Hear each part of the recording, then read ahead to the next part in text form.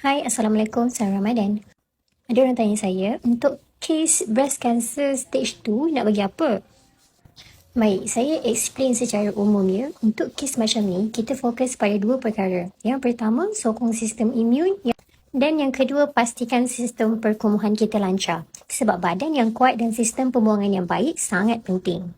Jika kita mampu dan sesuai dengan keadaan badan, boleh istiqamah ambil YKC 1 hingga 2 tablet dan YKS 6 tablet. Kalau kita ada bajet lebih kecil, pertimbangkan 10 biji YK dan 2 biji YKI. Ambil ikut kemampuan dan respon badan masing-masing. Tujuannya untuk bantu sokong keseimbangan dan daya tahan badan. Dan kenapa gastro usus kita sangat penting? Sebab ramai orang terlepas pandang bahagian ni tau. Dalam kes sebegini, sangat penting untuk kita pastikan buang air besar lancar, kencing lancar, tak kembung dan boleh buang angin. Sebab apa? Kalau sistem perkumuhan tak lancar, badan rasa berat, cepat letih dan tak selesa.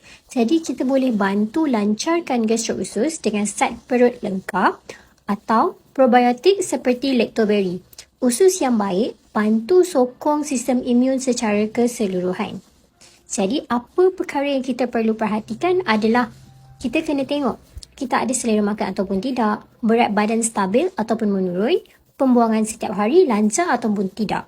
Jadi, kita bukan kejar kuantiti semata-mata, tapi kita nak tengok macam mana respon badan kita terhadap apa yang kita dah ambil. Jadi, setiap individu ni dia berbeza lah. Apa yang penting ialah konsisten. Jaga pemakanan, cukup rehat dan pastikan sistem badan berfungsi dengan baik. Jadi kita akan bantu badan kita jadi lebih kuat dari dalam.